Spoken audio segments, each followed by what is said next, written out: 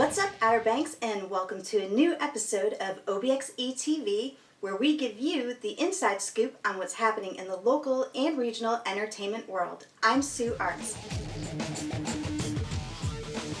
First up, I'm going to tell you about some of the biggest concert announcements trending right now at OBXentertainment.com. Kelly's remains the hotspot in Nags Head, with national acts including Rusted Root, The Wailers, Lucas Nelson, Collie Buddz, and the original Rondelles, all set to hit the stage between June and August. Home of the Lost Colony, the historic Waterside Theater on Roanoke Island also features live big-name concerts this year, including Marty Stewart, The Lovin' Spoonful, and Jars of Clay. At Roanoke Island Festival Park, headliners this year will include the Tams and the Embers at the Shallowbag Shag Beach Music Festival in May, and country music icon Ricky Skaggs during the 3rd annual Outer Banks Bluegrass Festival in September.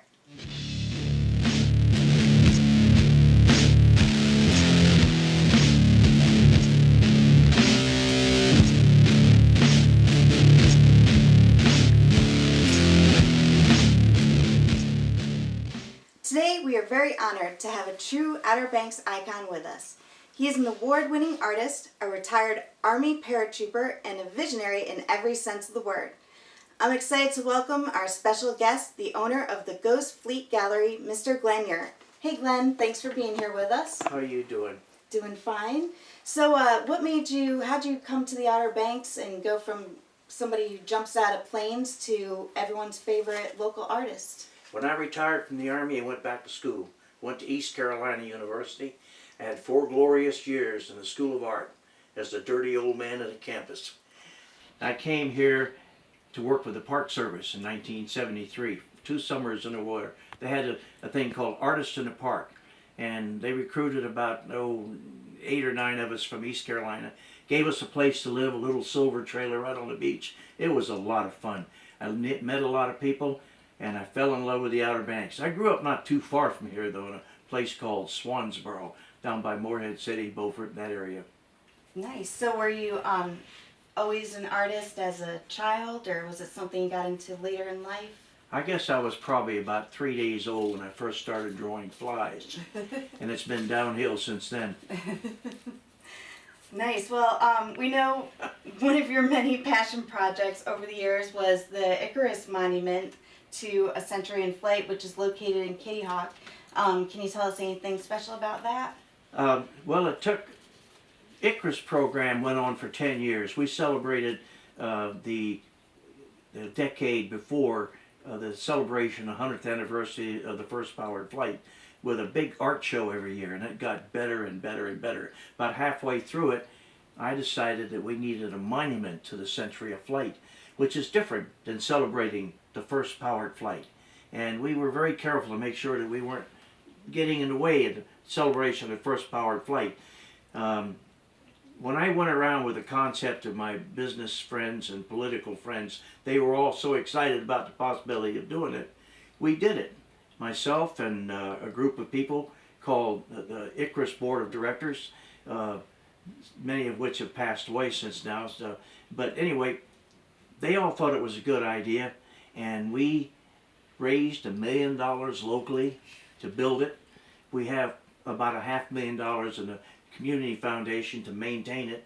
It's 75 feet long, 60 feet wide, has 14 stainless steel pylons, which are wing shaped, that start at 10 feet and ascend to 20 feet. And on the inward facing face of each pylon is a black granite plaque, a 6-foot plaque, that has the 100 major events of aviation inscribed on that. And there's probably about 20 illustrations on those black granite plaques. And Pat, my wife, did all the research, and she worked with Dr. Tom Crouch from the Smithsonian to make sure all the information was correct in that 100 major events of aviation for the first century of flight. Wow. And that a lot of people don't know where that is, because you would think it'd be next to the other monument, but it's not. No, it's part of it's right adjacent to the Aycock Brown Visitor Center. And when you go to the Visitor Center, it's shrouded with trees right now, but there's a walkway that goes up to it. A lot of people go there. But people come into my gallery almost on a daily basis telling me that they've been there. It's quite a sight. There are 5,000 engraved bricks in the park in the courtyard, and every one of those bricks has a story. And that's one of the ways we raise funds for the monument. We charge $100 a brick, and we still have people coming wanting bricks put down there. There may be as many as 100 left that we can do. Maybe not that many, but Pat takes care of that. Wow, yeah, I know we have our own brick up there, and Yes. one day, a couple years ago, we went up there, and probably took us a good hour or more to find it, but we finally found it, and so that's interesting that there are more bricks to be sold. So would they contact you through the gallery? Yes, contact Pat through the Okay. gallery.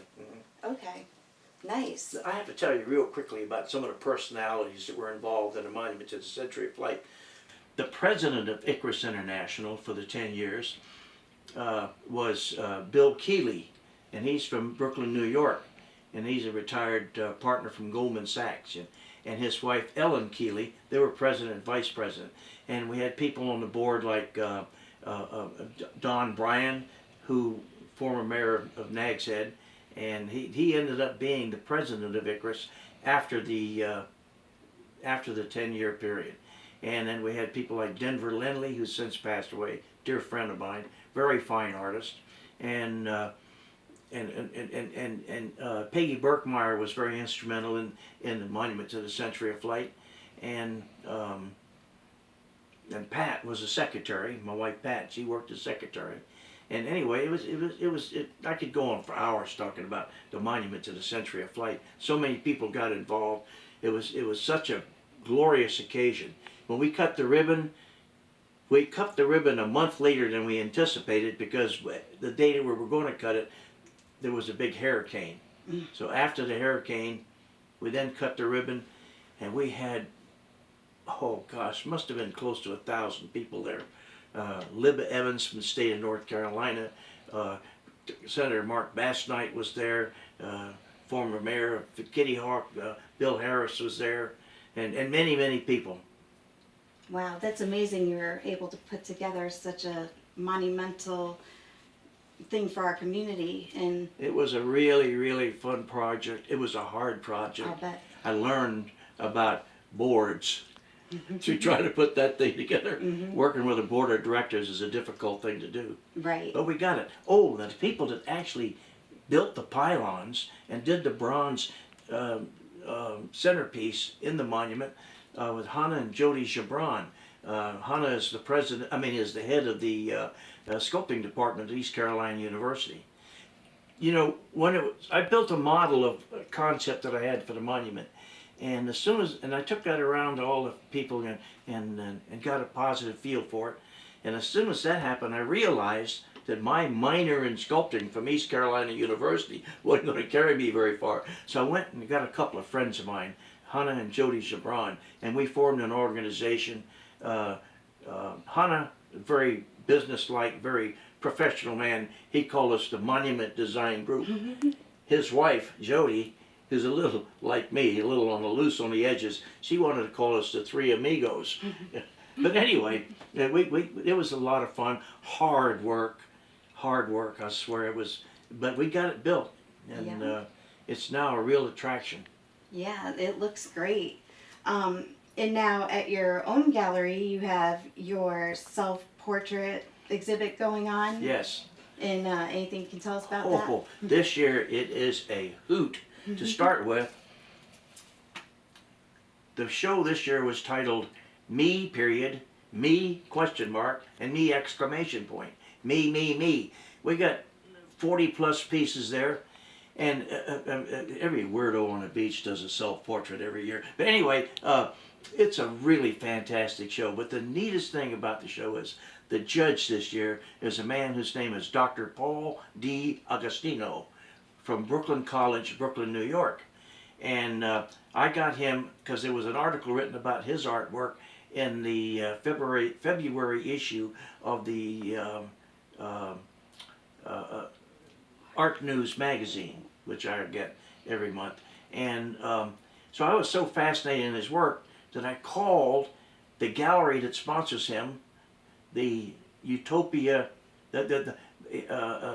Pocket Utopia Gallery in Brooklyn. And I talked to this lady whose name is Austin Thompson. She's the gallery owner, about him. And she said, here's his telephone number. Don't take no for an answer.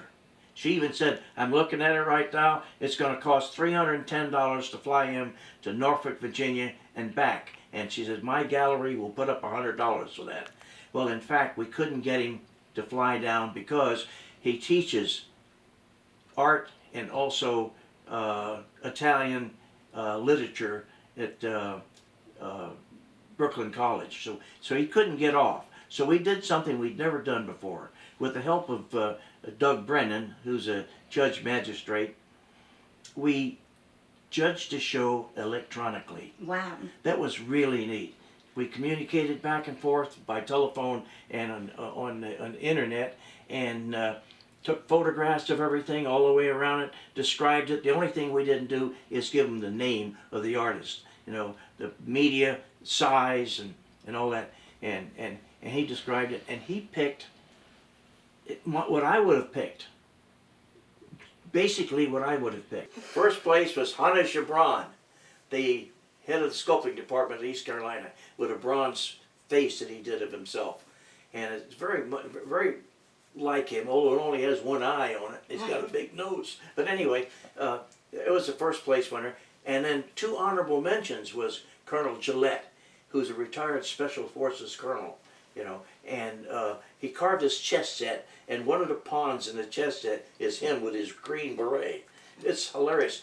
You know, we put that chess set up and sold it within an hour after we put it up, before the show started. The first person that saw it bought it. Wow. I told Pat, there's nobody bought that chess set, I was going to buy it, because it's really beautiful. And the other one, award winner was Dick Stady. He had just turned 90 years old, and he did this fantastic portrait of himself with the back of his bald head, you know, looking at himself in a mirror and painting this person to look like he's about 20 years old. It was hilarious. And one of the honorable mentions was Edith Delchin. She's got this bear with a brassiere that looks like sunglasses, and dressed with, I can hardly describe it. It's a life-size thing with anyway. She's got a pocketbook, and with a little button, you press the pocketbook, and it plays prompt and circumstances, or something like that, and then it ends up with a chicken dance, you know. And it was really funny because we had a group of ladies who are doing a workshop here, came in there, about a half a dozen of them. One of them was from Canada, from all over the country, and they pushed the button looking at this thing. They were just having so much fun, and they did the chicken dance, which I've never seen before. Well, they had me doing the chicken dance for a photo op. Anyway, oh gosh, we've got about 4 or 5 honorable mentions, every one of them hilarious. Oh, a little girl just turned 19 years old, took one of the awards, and I was so pleased. And what was her name, Ben? Irwin. Irwin took an honorable mention, and she was so pleased with that. So pleased. Anyway, but another thing we did at the same time that the self-portrait show opened, we must have had close to 300 people there for the reception. We also opened the Art 5. It was a show where I invited 5 people who are so diverse and so different in their artwork and their thinking, and I asked them because I thought it would be neat to have a show like that. There was no theme to the show. There was the only instructions that I gave them, and it took them a year to put this thing together, was I said, just show me something I've never seen before. And they did. One was Dr. Bruce Frazier, professor of music at Western Carolina University, who was Loretta Lynn's music director for 15 years, and many other things like that. The other one was Judge Brennan, Magistrate Judge Brennan, and those are 2 different guys completely. And then we had little Chrissy Teashout, and then we had Sandy Ball, and Jason the Tattooed Roofer. Fantastic, fantastic. Pat called the show The Minimalist. That was the Judge Brennan.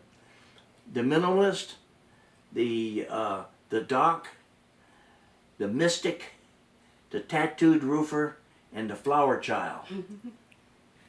You have to see it. I can't explain it. There's probably 60 pieces in the show. You know, everybody did anywhere from 4 to 15 pieces according to the size and everything. Wow. And I swear, if you go in there and look at that show, you're going to see something you've never seen before. Wow. And all of these, they're available for purchase? If Yes, somebody they're all goes in available there? for purchase, right? They're in the show. And Nice. So do you have plans for any new exhibits after this? yes, we have several exhibits lined up. Pat's got the list of the exhibits, but one of the exhibits we're going to have is we're going to be working with a lady named Carol Willey. She does these. Oh, she's one of the people that took an award at the self-portrait show. She does this beautiful self-portrait as herself as a frog. Anyway, she does these whimsical characters, sculpted pieces. Excuse me. So we're going to do a show with Carol's whimsical pieces and my onion catchers. It's hard to describe. Last winter, a couple of winters ago, I was in my studio, cold and miserable winter and everything, and I'm doing these things, and they're totally abstract things, and one of them I saw a face in it, so I put a face on it and put a red teardrop on the face and a red nose on the nose, and Pat says, onion catcher. I don't know why she called it an onion catcher, but now I've done several hundred onion catchers. And so she's going to have a show of onion catchers because they work so good with Carol's sculpted pieces. And there's several other shows also. We've got a show for Marianne Reamer, you know Marianne? I think so. Yes, as an all day, all night. Mm-hmm. Anyway, you're too young to remember that one, right? All day, all night, Yeah. Marianne, remember that? I might be just a little. That was a very popular beach song when I was back in '29, when I was a teenager. Of course, all we had to eat then that was prune suppression, But anyway, so we have a lot of shows lined up. Great. Always something new and exciting at the Ghost Fleet Gallery. Wow. And can people? I know you do have a website, right? Is that correct? Yes, we have a website. Are your? We have a shows gonna be website listed? and a Facebook, and I don't know any of that stuff. Pat handles all that. She calls herself the gallery wife. I think one of the exciting things that's happened in the gallery, though, that's been so popular, Pat wrote a book called The Artful Rogue of the Outer Banks. Have you seen that yet? I think I might have heard of it. Yes. Well, anyway, boy, that's really a neat book. I personalize them in a very unusual manner. Very similar to this piece right here. There are two boats, one on the front page and one on the back page, and I tie them together to the same anchor, put one spouse's name on one boat, other spouse's name on the other boat, make a little inscription there for them. The day we had the book signing, I signed over 100 books in about 4 hours. And it's not just like signing the signature. Every one of them gets a story, particularly if I know who they are. Right. Wow, that's great. So, did you meet Pat, your wife, here, or? No, I met her in my gallery. I had a gallery, a little hole-in-the-wall gallery in the Beach Mart, which is no longer in existence. And I used to have a habit, every time a lady came in the gallery, I'd check to see if she was wearing a ring. And if she wasn't wearing a ring, first thing I did was stick my hand out and say, "What is your name?" And invariably they would take my hand and say Mary or whatever it is, and I'd immediately drop on my knee and say, "Will you marry me, Mary?" Well, Pat came in with a friend of hers. I didn't do it to her, but I did it to her friend. But anyway, that's how we met. Wow. Apparently scared the daylights out of her. Well, you guys make a great match. You've been together for over yeah. 30 years, you said? Yeah, I mean, we've been married now over 35 years. And I've been married over 50 years when you add them all up. But Pat and I have been married 35 years. Wow, that's great. So, I know you're very busy, but if you ever get a day off, how do you two like to spend what's your ideal way to spend the day off on the Outer Banks? Well, there's two things that we really love to do. Eat. So we go to various restaurants and enjoy a good meal. Yep, there's lots of good restaurants around Yes, there here. are.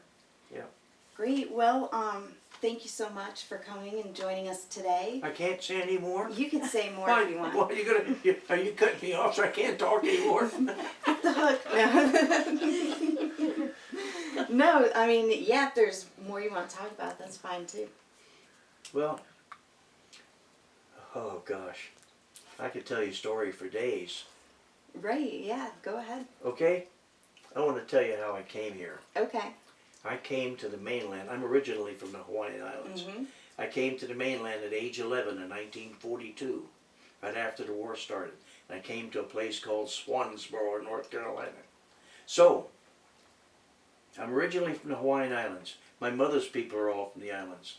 My father's from North Carolina, but I went to high school in North Carolina, Newburgh, North Carolina, and I entered the Army in North Carolina, and I retired from the Army in North Carolina, and I'm a graduate of East Carolina University in Greenville, North Carolina. My first 7 wives were North Carolinians, so I consider myself a Carolinian. Great. Yeah, I'd say that makes you a Carolinian. Just kidding. Okay. I'm never sure with you. Well, most of it was true, right? We don't make much money, but we sure do have a good lifestyle, you know. We're talking about it this morning driving down the beach. How many hundreds of millions of people would like to be driving down the beach road on a balmy morning, like right after breakfast, you know, like hardly no traffic there, you know. Yeah. Every once in a while you can see the ocean. How lucky we are to live here, you know. Yeah. Yeah, I really enjoy living here on the Outer Banks of North Carolina. Yeah, it's a beautiful place. Yes. Yeah, I came through here first circa 1954. I was home on leave, and I went to Gates County, North Carolina, to a family reunion. And that's the first time I came to the Outer Banks from Swansboro, North Carolina. And then I came down here to work with the Park Service in '73, and then '74 in the summertime. That was a good experience. And then I moved down in '75, bought a house in Wanchese. Wow. Are you still? Do you still have a house over there? Or No, I sold the house in Wanchese. Actually, I donated it to the church. It was right next to the church. It had like almost 2 acres of land with it, and they needed a playground and everything. So I donated my house and land to the church. Actually, it was so cheap. I sold it to them so cheap. It's like a donation. But they made a nice. They built the school, extended the church into a school, and they used that land for the playground and everything. Wow. My first girlfriend was from Wanchese. I'm embarrassed to say I don't remember her first name, but I do remember what she looked like.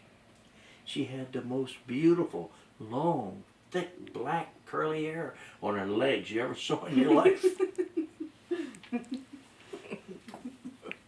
Actually, Pat didn't particularly care for Wanchese. It's too flat. She's from the mountains of Virginia. I had to promise to build her a house in the mountains. So I did. I went out to Collington Harbor, and I found this 20-foot tall mountain, and I put the house on top of it. Now we're really paying for it, because we've never put a driveway in, you know. We have to climb that mountain every day. Well, it's good exercise. Yes.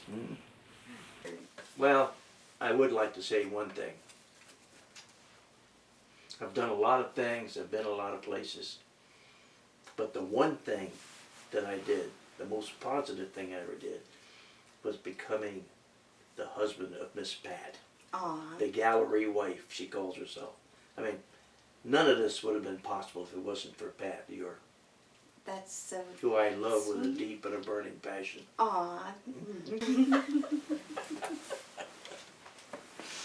Oh, I haven't talked too much, have I? Oh no. You're going to close it off now? Yeah. You'll have to look serious, though. Well, thank you so much for joining us today. I'm Sue Artz with OBX Entertainment.com and OBXE TV. We'll see you soon.